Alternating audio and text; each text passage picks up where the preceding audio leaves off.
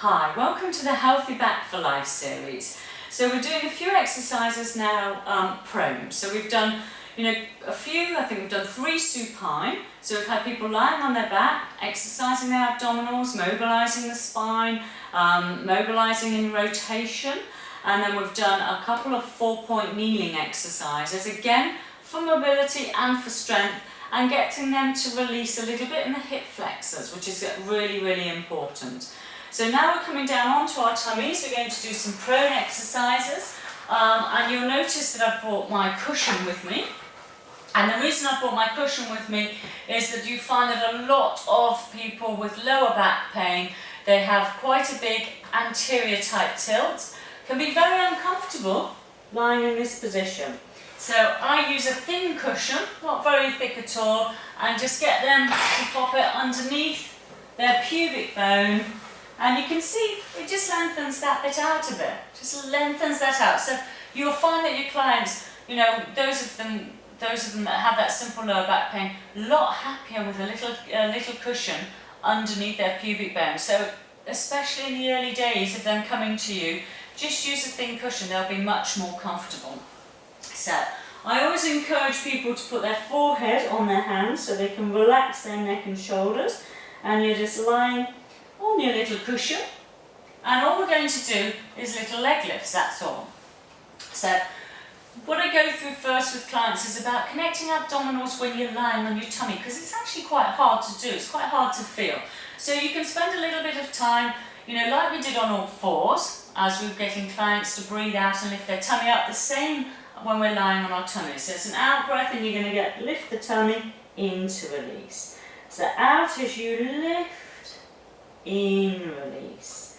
Out as you lift, in, release. And you can work up to them lifting and holding. And you can maybe get them to hold for a count of 5 and then for a count of 10. So it's about them recognising their abdominals, being able to connect their abdominals, and then being able to connect their abdominals and keep them on for a long period of time. So, leg lifts. When I'm encouraging clients to lift a leg, and I'm not going to put my forehead down, otherwise you really won't be able to see me, so I do keep moving like this. You've just got to think about lengthening a leg a little bit and then lifting. So I always think lengthen first and then lift. And it's not a high lift you're after, it's just a little lift. So you're going to lengthen, you're going to get a glute and hamstring to fire.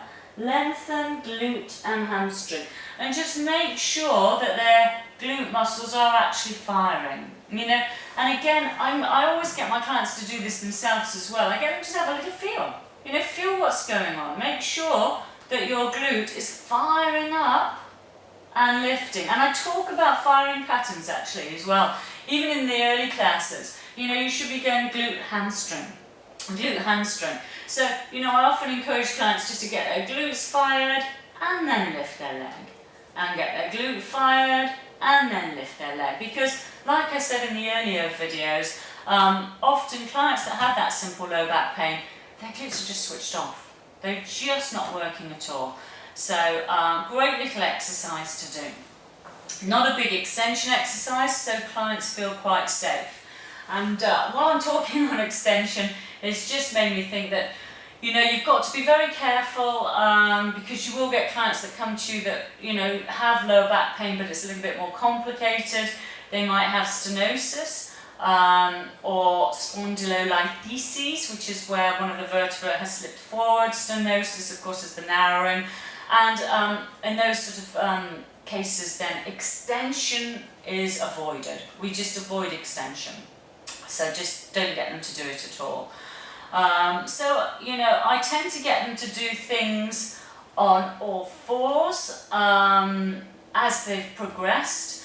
But if you're lifting leg on all fours, you've got to be really careful that they're not dipping into extension. So they really need to know how to stabilise before you take them to that. So that's just a word of caution there. But if they've got SI joint problems, anything like that, you can quite happily do extension with that.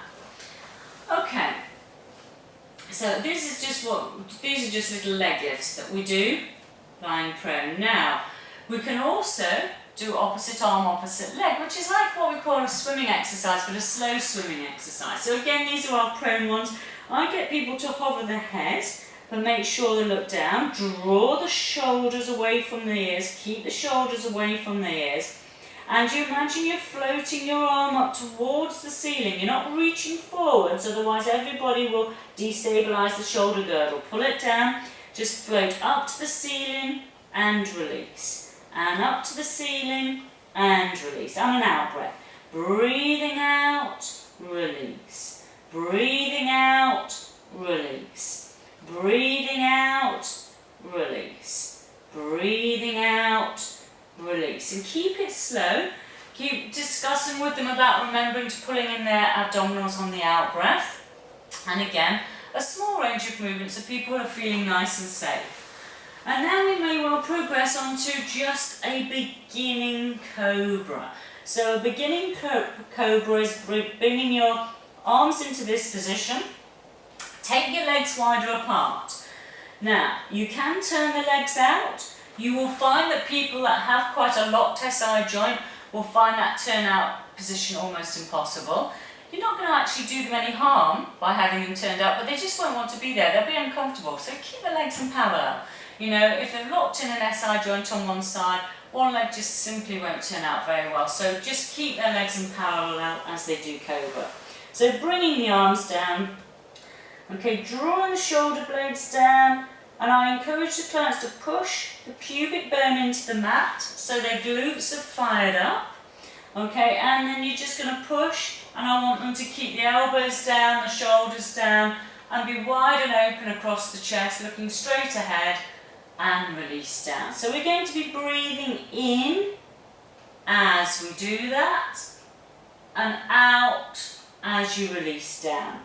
And this pushing the pubic bone in and getting the glutes fired up really helps to look after, to take care of your lower back. Okay, because otherwise you're just going to compress a little bit too much in the lumbar area, which is exactly what we don't want to do.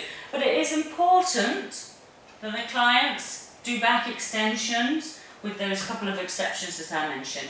And then after I've done any work when I've been lying on my tummy in a prone position, I just get the clients to come up and again into a backrest position. And just get them to release that lower back.